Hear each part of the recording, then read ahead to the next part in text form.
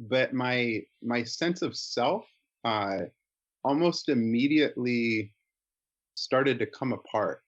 To me, it felt like these sort of like planes of consciousness, or these kind of walls of self that started to separate out.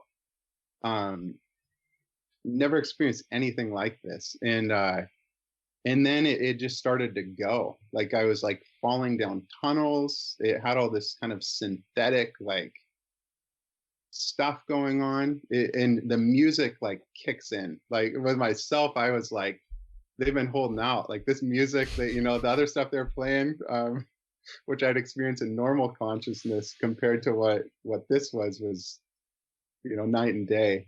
And I get that almost every time with clients too, where they're like, that music's freaking awesome. Um, but it does just that, right? It kind of opens these spaces for you, and it keeps your flow going. But yeah, so you then go through the K hole, or these tunnels, um, which it varies in what the significance is for people. It can feel like they're going through some sort of birth rebirth process. It can be this sort of like life review, where these tunnely things. Some people describe it as like frames. Like, if on a computer, you have kind of the windows, right? So if the computer like starts to freeze, you get where there's like a bunch of little frames. It has that kind of effect sometimes too. But each one of those will kind of take on like this, where you're kind of having an overview of your own life. Some people kind of, it could be like the history of humanity. But it's accessing all these kind of layers of consciousness that we just don't have many other ways into. And the other thing with that, and if we're looking at, well, what is kind of going through all these tunnels and all this like bizarre experience, what does that have to do with like therapy and healing, right?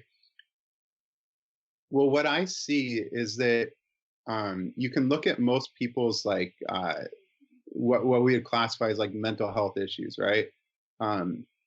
You could look at it as a sort of way of armoring or protecting, right? So someone who's dealing with anxiety, right? They often will. One of the symptoms is muscle tension, and so you see that if someone literally kind of like winds themselves up or tenses themselves, and then when we start exploring their thoughts, right? Like they're focused so much on like fears and like what if this happens, right?